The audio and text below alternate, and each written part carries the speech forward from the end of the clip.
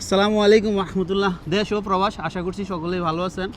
আমি আলহামদুলিল্লাহ ভালো আছি। অনেকেই কমেন্ট করে একটা বিষয়, মানে আহালি শন বা আকুত শন, মানে শন কত ধরনের ভিসা হয় এই বিষয় নিয়ে আর কি। আর যারা নতুন আসে তাদের উদ্দেশ্যে কিছু কথা এই ভিডিওতে। তো আপনারা আশা করছি সকলেই থাকবেন পুরো ভিডিওতে। তো আমরা তিনজন আছি, তিনজনের মতামত থাকবে। সর্বপ্রথম আমি শুরু করতেছি, কারণ ভিসা 18 নম্বর ভিসা বা আকুত ভিসা, যে শন ভিসা, এই ভিসাগুলা কত ধরনের কি বা কোম্পানিতে বা প্রাইভেট সেক্টর ছোটো কোম্পানি সব মিলে আর কি। তো আকুদুকুমা হয়েছে 18 নম্বর শন, আহালি শনও 18 নম্বর, আবার মাসুয়া সাগির এডও 18 নম্বর, রায়শন এডও 18 নম্বর। তো পার্থক্য আছে এখানে। আকুদুকুমা হয়েছে সরকারি সেক্টর, এখানে হয়েছে ক্লিনারের কাজ সরকারি সেক্টরে, আপনি 3 বছরের কন্ট্রাক্ট থাকে, ঠিক আছে। এটা হচ্ছে আকুদুকুমি। আর যেটা মনে করেন আহালিশন কাবির, এটা সুযোগ সুবিধা বেশি, কুয়েতের 1 নম্বর ভিসা এটাকে বলা হয়।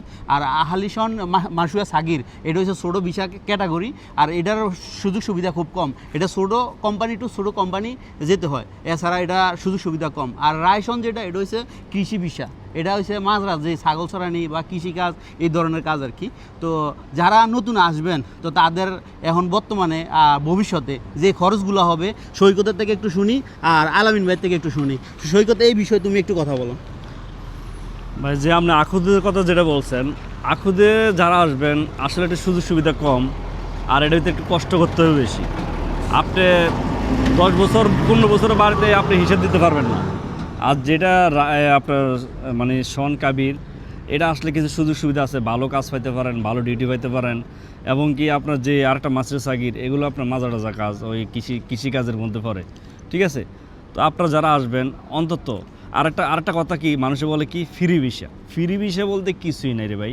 ফ্রি ভিসা বলতে কিছু নেই। এই ফ্রি ভিসাটা বলতে কি, যে আপনার আঁকামাটা একটা যে কোনো সেক্টর লাগে, আপনার এই আঁকামাটা লাগার পরে আপনারা যাই কাজ করতে পারেন, এটাই।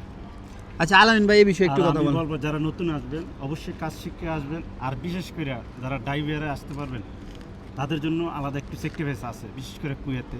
পৃথিবীর যে কোনো জায়গায় যান, একটু কাজ শিখে আসবেন প্রবাসে, তাহলে কষ্ট করতে হবে না, ঠিক আছে। সবাই এটা মাথায় রাখবেন বা শিখে আসবেন, তাহলে আপনাদের জন্য ভালো হবে, কষ্ট করতে হবে না আর প্রবাসে। আকুত ভিসা আসলে যে সমস্যাগুলো হবে আমি বলি, আপনারা যখন আসবেন, প্রথম বছর আকামা কোম্পানি দিব, দ্বিতীয় বছর আকামা কোনো কোম্পানি দিব না। বেতন হচ্ছে 75 টাকা। তো 1 বছর আকামা বানাইতে 100 থেকে 150 দিনার পর্যন্ত খরচ হয় 1 বছর আকামা বানাইতে। কোম্পানির এটা পে করতে হবে। এটা বর্তমানে নতুন কানুন, এটা গত বছরের থেকে 25 সালের থেকে ডিসেম্বরের থেকে চালু হয়েছে, ডিসেম্বরের 23 তারিখ থেকে। তো এটা মাথায় রাখবেন। আরেকটা কথা কি, আমি আপনাদেরকে বলি, বেতন 90 দিনের কাগজে কলমে কিন্তু বাস্তবায়নে এখনও পূর্ণ হয় নাই, এখনও কেউ পায় নাই। কারণ আমি এই বিষয় নিয়ে ভিডিও বানাই, অনেকেই বলতেছে এই কথা, এখনও কেউ পায় নাই। কিন্তু বেতন 75 দিনের বা 70 দিনের এরকম পাইতেছে, ঠিক আছে। কাগজে কলমে ওই আগেরটাই পাইতে আছে, কিন্তু এখানে মৌখিক সবাই বলতেছে আর কি 90 দিন। যারা নতুন আসে তাদের জন্য, আর বিশেষ করে যারা ফ্রি ভিসা আসেন, সৈকত যে বলো ফ্রি ভিসা বলতে ভিসা নাই, আসলে ফ্রি ভিসা বলতে কোনো ভিসা নাই।